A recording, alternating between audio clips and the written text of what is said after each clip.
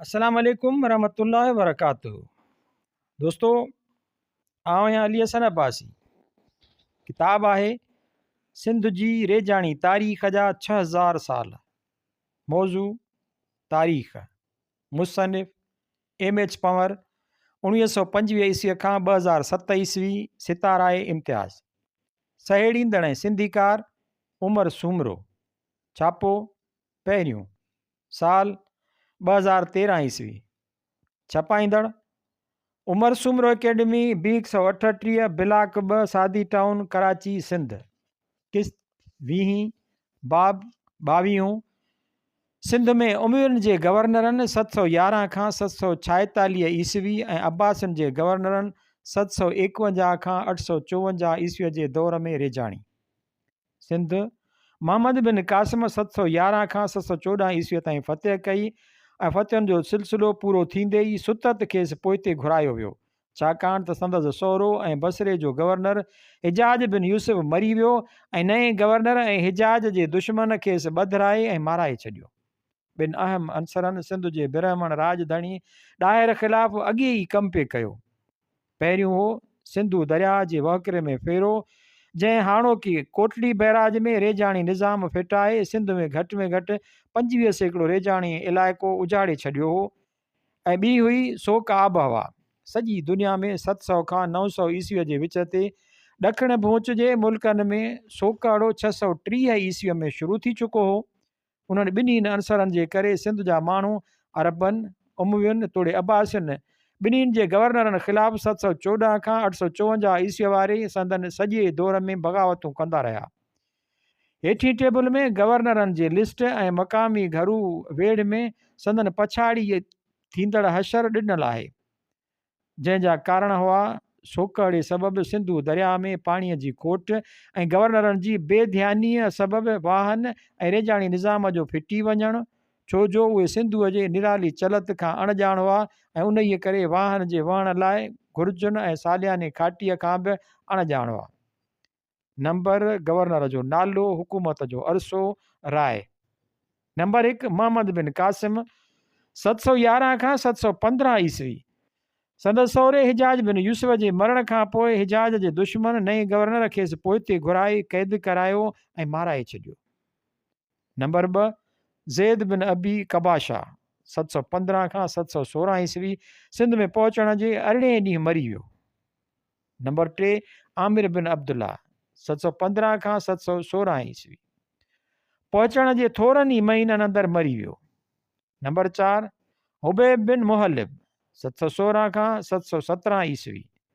कढी छॾियाऊंसि छाकाणि त ॾाहर जे पुट जयसीना सिंध जा सिंधूअ जे उभरंदे पासे वारा इलाइक़ा मोटाए कब्ज़ो करे वरिता ऐं हीउ गवर्नर उन सां पुॼी न सघियो। नंबर 5 उमरो बिन मुस्लिम 717 खां 719 ईस्वी। नए ख़लीफ़े कढी छॾियुसि। नंबर 6 हलाल अल तमीमी 719 खां 724 ईस्वी। नए ख़लीफ़े हशाम बिन अब्दुल मालिक हटाए छॾियुसि। नंबर 7 जुनैद बिन अब्दुलरहमान 724 खां 729 ईस्वी।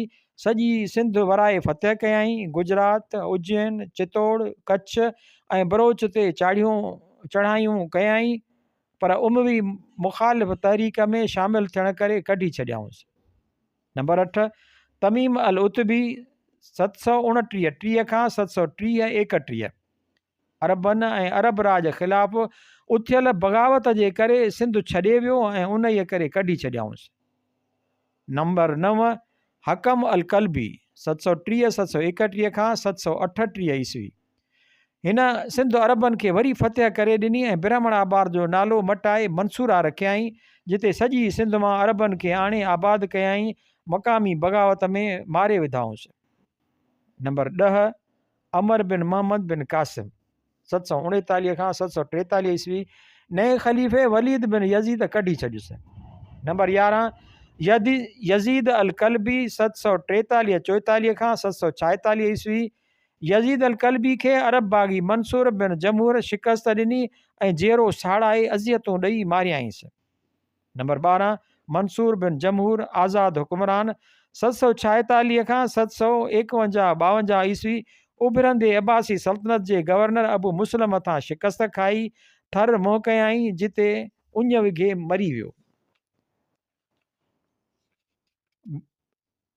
ब्लैक एंड वाइट तस्वीरूं ठिकर जा थांव घणे भाङे पाणियाठियूं शयूं संभाले रखण लाइ। चिटसाली थियल सोढ़ी तरे वारो मटु। इन क़िस्म जा थांव मुंहनि जे दड़े मां लधा हुआ। हिन नमूने घड़ियल पासनि सोढ़ी तरीअ वेकिरनि कुलनि वारो मटु सिंधु सकाफ़त में आम हो। मार्शल 1931 ईस्वी प्लेट एल XXX1 26 में मेकी 1943 ईस्वी ऐं 78 तुन 8 खां 14 सदीअ जे ख़ासि सुञाणप आहे। नेशनल म्यूज़ियम वेकिरे मुंहं वारी दखी गोला ऐं तरे ऐं नलीअ नमूने तुन सां सूंहं पैदा करण लाइ सिज जी शकिल 3 साइज़ुनि में ठपियल अथसि। आहिनि गोल पर विच ते विथियूं अलॻि अलॻि अथनि। खुलियल मुंहुं ऐं कुल्हनि वारी दखी मुंहनि जे दड़े वारी जहिड़ी आहे। मार्शल 1931 ईस्वी प्लेट एल XXV1 हिन ते ठपियल गोल डिज़ाइन पाड़ेसरी मुल्क में कननि जे गहन ते हलंदड़ डिज़ाइन सां मिले थी। नेशनल म्यूज़ियम सिंधी कौरो गोल घुघीअ नमूने डिघी ॻिचीअ सोढ़े मुंहं कड़ी ऐं नलीअ नमूने तुन वारो थांव ब्राह्मण आबाद मां लधो। ही 20 सदीअ जे अहिड़े ई नंढे कौरे जी भेट में ॾुखियाईअ सां कमु आणे सघिजे थो। DGE सोणी डिज़ाइन ठपियल मट खड़ो मथे सिधो तरो ऐं सोढ़ो मुंहुं साणसि सभ खां वधीक मिलंदड़ थां मुंहनि जे दड़े वारो आहे। मार्शल 1931 प्लेट एल XXX जेतोणीकि मुंहुं हिन जी भेट में वॾो अथसि। तस्वीर नंबर 13 में ॾेखारियल आहे। मट जी बीहक ॾाढी वणंदड़ आहे। नेशनल म्यूज़ियम ब्राह्मण आबाद मंसूरा जो मट तस्वीर नंबर 13 में ॾेखारियल मुंहनि जे दड़े वारे मट जहिड़ो। नेशनल म्यूज़ियम सिधे तरे ऐं तुन वारी दखी हीअ दखी मेल आहे। वेकिरनि गोल कुल्हनि वारी दखीअ जो सिधे तरे वारी दखीअ सां ऐं अहिड़ी दखी मुंहनि जे दड़े मां लधी हुई। तस्वीर नंबर 10 मेकी 1938 प्लेट LXV 21 ऐं मेकी 1938 प्लेट LX 31। नेशनल म्यूज़ियम कांभ ऐं कुल्हनि ते सुहिणी डिज़ाइन ठहियल मट मुंहुं सोढ़ो वॾा कुल्हा ऐं कुल्हनि खां हेठि गोलाई शकिल अथसि जेका सुहिणो बणाएसि थी। हिन सां ॾखण एशिया जे सिंधु या उन खां अॻु वारी सकाफ़त जो को थांव नथो मिले। बंबोर म्यूज़ियम ठिकर जो दुहरो मट सूमरनि जे माॻ शाह कपूर तां सही सलामत लधो। गोलाई 33 सेंटीमीटर ऊचाई 38 सेंटीमीटर घणो करे शराब ठाहिण लाइ कमु ईंदो हूंदो। उमिरि सूमरो ॿार लाइ विहकिड़ी या वेंजाण जी कुनारी मेवा रखण लाइ पाट बि सम्झी वञे थी पर मेवनि लाइ पाट लेखे घणी ॻरी आहे। बंबोर म्यूज़ियम चिट निकितल मट घणो करे शराब लाइ। नेशनल म्यूज़ियम तमामु सुहिणो चिटियल ऐं गिरिहं वारो मट घणो करे शराब लाइ। ब्राह्मण आबाद मंसूरा मां। नेशनल म्यूज़ियम सिंध जी रेजाणी तारीख़ जा 6000 साल अब्बासियुनि जा गवर्नर। नंबर 1 मूसा बिन काब अल तमीमी 751-52 खां 757-58 5 साल हुकूमत हलाई ऐं बीमारीअ सबबि पुट जे हवाले करे छॾियई। 2 ऐना अल तमीमी 757-58 खां 759-60 लिगड़ो गवर्नर बग़ावत कयई नई गवर्नर हथां हारायई ऐं मारिजी वियो। नंबर 3 अमर बिन हफ़स अतकी 759 खां 767 ईस्वी शिया नवाज़ो अफ्रीका बदिली करे छॾियाऊंसि। नंबर 4 हशाम बिन उमरो ऐं भाणस बिसाम बिन उमरो 767 खां 773 ईस्वी मुल्तान वराए फ़तेह कयई जेको मोहम्मद बिन क़ासिम जे पोइते घुराइजण खां पोइ आज़ादु थी वियो हो। इज़त सां बगदाद मोटी वियो। नंबर 5 माबिद तमीमी 773 खां 775-76 सिंध में मरी वियो। नंबर 6 रूह बिन हातिम, नसर अल शीस, अब्दुल मालिक मुसमई, नसर अल शीस ऐं ज़ैद बिन अब्बास 775-76 खां 777 ईस्वी जाटनि जी बग़ावतुनि जे करे बदिली थियो। खांसि पोइ अचण वारा चारई गवर्नर जाटनि जी बग़ावत खे कंट्रोल न करे सघिया ऐं हिक ॿिए पुठियां बदिली थींदा विया। 11 मुसबिय तग़लिबी 777-778 ईस्वी हिजाज़ी ऐं यमनी अरबनि विच में सख़्तु वेड़ियूं थियूं। गवर्नर उन्हनि ते कंट्रोल न करे सघियो ऐं कढी छॾियाऊंसि। नुसरत अल शीस 777-778 खां 780-81 ईस्वी मंसूरा में मरी वियो। लेस बिन तरेफ़ 781-782 खां 786-87 ईस्वी सिंध जे जाट बाग़ियुनि खे कंट्रोल न करे सघियो ऐं कढी छॾियाऊंसि।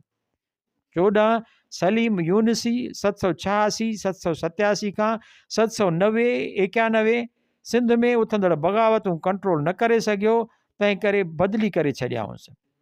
नंबर 15 इसहाक हाशिमी ऐं यूसुफ हाशिमी 790-91 खां 792 ईस्वी सिंध में मरी वियो। संदसि जाइ ते थोरे वक़्त लाइ पुटस यूसुफ खे रखियाऊं ऐं पोइ उन्हीअ खे बि हटाए छॾियाऊं।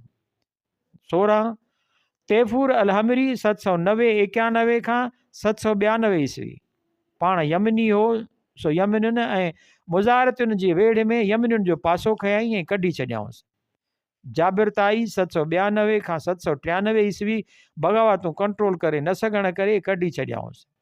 18 कसीर कल्बी 793 खां 794-95 ईस्वी बग़ावतूं कंट्रोल न करे सघियो ऐं कढी छॾियाऊंसि। 19 मोहम्मद सलबी 794-95 खां 798 ईस्वी सिंध ऐं मुल्तान खे कंट्रोल न करे सघियो, तंहिं करे कढी छॾियाऊंसि। 20 अब्दुर्रहमान 798 खां 798-99 ईस्वी सिंध में माठार न रखी सघियो ऐं कढी छॾियाऊंसि। 21 अयूब बिन जाफ़र 798-99 खां 800 ईस्वी माठार न रखी सघियो ऐं कढी छॾियाऊंसि। 22 मुग़ीरा बिन यज़ीद मुहलबी 800 खां 801 ईस्वी अरब कबीलनि विच में झेड़ो ठारे न सघियो, तंहिं करे खेसि हटाए भाणसि दाऊद खे आंदाऊं। 23 दाऊद मुहलबी 801 खां 820-21 ईस्वी झेड़ाकार अरबनि खे कंट्रोल करण लाइ वसंदियुनि जूं वसंदियूं तबाह कयाई ऐं मंसूरा में 20 ॾींहंनि ताईं माण्हुनि जो कोस करायई। सिंध में मरी वियो। 24 बिशार बिन दाऊद मुहलबी आज़ाद हुक्मरान 820-21 खां 828 ईस्वी बग़ावत कयाई ऐं ॾुन नथे ॾिनाई, तंहिं करे शिकस्त ॾेई मारे छॾियाऊंसि। 25 गुसान मुहलबी 728-29 खां 828-29 खां 831 ईस्वी हालतूं सुधारण में 3 साल लॻायई ऐं इज़त सां बगदाद बदिली कयाऊंसि। नंबर 26 मूसा बिन यहया बर्मकी 831 खां 838 ईस्वी सिंध में मरी वियो पर माठार आंदियूं ऐं। 27 इमरान बर्मकी 838 खां 840-41 जाटनि ऐं मेंढनि बग़ावत कई ऐं चिथजी विया। हिजाज़िन ऐं यमनियुनि जी वेड़ में यमनियुनि जो साथ ॾिनाई ऐं सिंधी थी वियल हिजाज़ी अरब कबीले जे सरबराह उमर बिन अब्दुल अज़ीज़ हाबारी हथां मारिजी वियो। 28 उम्बासा बिन इसहाक 840-41 खां 849-50 कढी छॾियाऊंसि। 29 हारून बिन अली ख़ालिद 849-50 खां 854-55 रुगो नाले मातर गवर्नर हो, छो त अब्बासियुनि जो सिंध ते को अख़्तियार न हो। उमर बिन अब्दुल अज़ीज़ हबारी खेसि माराए ऐं पाण राजधणी बणिजी वेही रहियो। माण्हुनि में टैक्स भरण जी सघ न बची हुई ऐं वरी जॾहिं अरब गवर्नर ज़ोर कंदा हुआ त विढ़ण ते लही ईंदा हुआ ऐं सो बि एॾू दलेरीअ सां जो गवर्नरनि मंझां एकीअनि खे दमिश्क ऐं बगदाद बग़ावतूं कंट्रोल न करे सघण करे कढी छॾियो। 13 मक़ामी वेड़नि में मारिजी विया ऐं मोहम्मद बिन क़ासिम खां सवाइ रुगो 5 ॿिया इज़त सां मोटी विया। ब्लैक एंड वाइट तस्वीरूं जग, कुप्पा, पेर ऐं काशियल ऐं रंगियल गुलदान। मज़बूत ऐं थुल्हे कड़े ऐं वॾे पेट वारो जग, मुंहनि जे दड़े में कड़नि वारा कुप्पा हुआ, पर वॾनि थांवनि ऐं कुपनि खे कड़ा न हुआ। National museum. वॾे पेट वारो जग, ऊचाई 13 सेंटीमीटर, ॿाहिरीं घेर मुंहं वटि 7.75 सेंटीमीटर, अंदरीं घेर छातीअ वटि 10.1 सेंटीमीटर, अंदरीं घेर ॻिचीअ वटि 5.9 सेंटीमीटर, तरे वारी गिरह 6.6 सेंटीमीटर, कड़े जी चोटीअ ताईं ऊचाई 14.35 सेंटीमीटर, मुंहं ताईं ऊचाई 13.2 सेंटीमीटर। सिंधोलॉजी म्यूज़ियम। नाज़िक कड़े वारो जग, ब्राह्मणाबाद मंसूरा नेशनल म्यूज़ियम।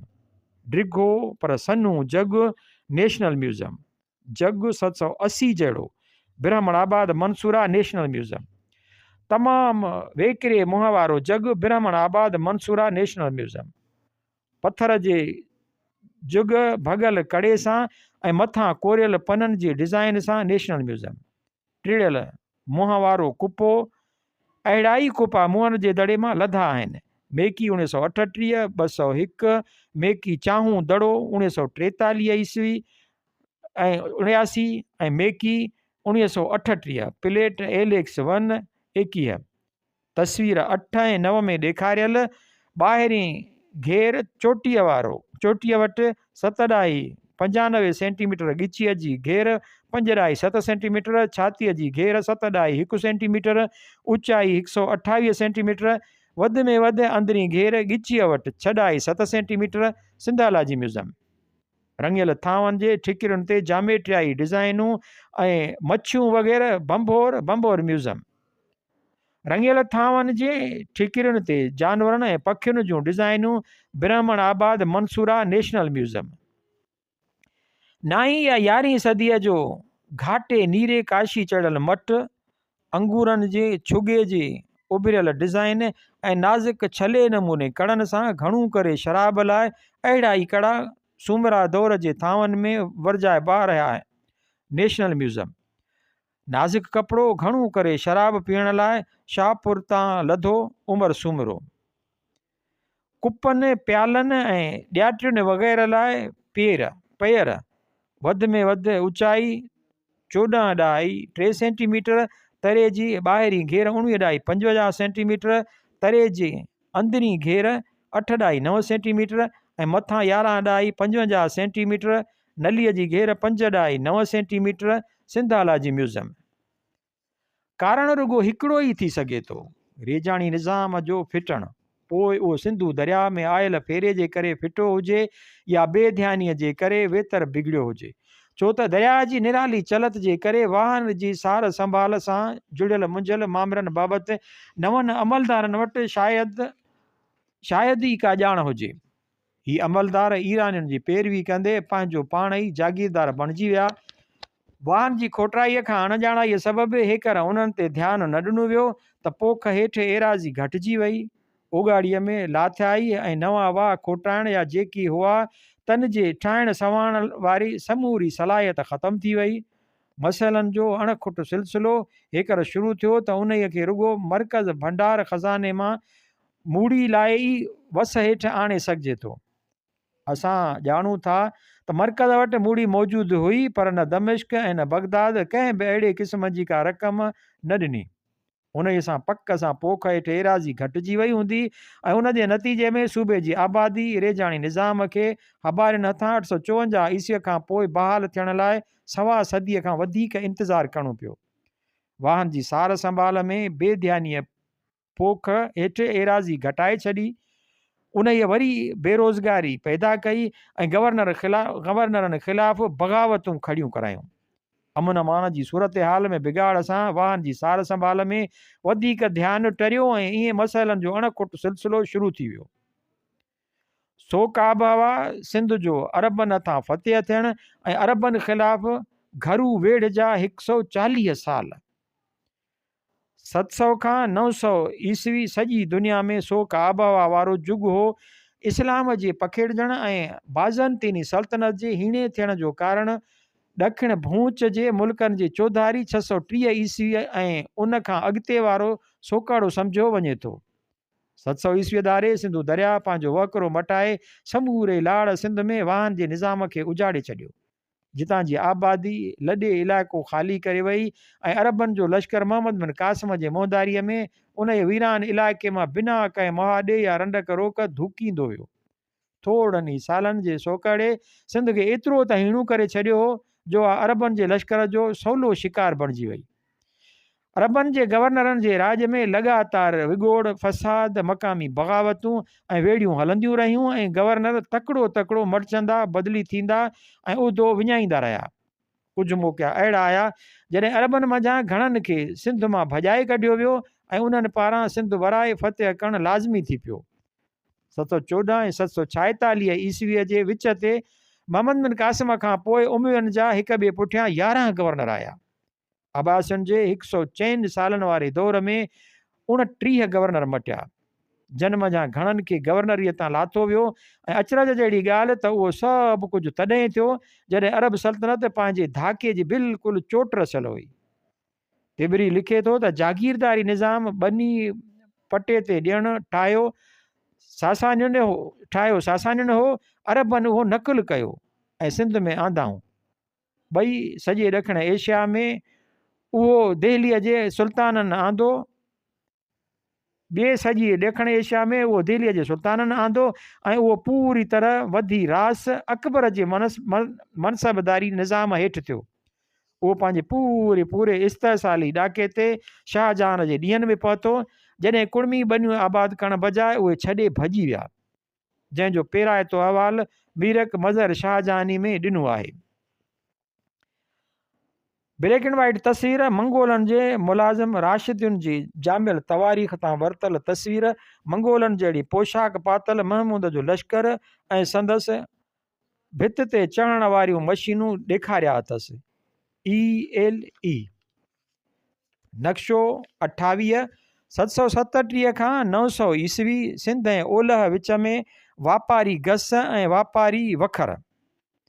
हिन सदी दौरान अरब मिस्र ऐं उत्तर अफ्रीकी सामूंडी कंदीअ जे विच में समुंड खां वधीक काफ़िला इस्तेमालु कंदा हुआ। जुनेद जी गुजरात ऐं ॾखण हिंदुस्तान में काउन जे करे अदन बसरे ऐं ओलहंदे हिंदुस्तान विच में जहाज़नि जी सिधी अचवञ जो सिलसिलो टुटी चुको हो। सुकीअ जे घसनि रस्ते माल जी आण नियण ते लाॻत वधी वञण करे वापारु ठठ वारनि ऐं वखरनि ताईं महदूद थी वियो।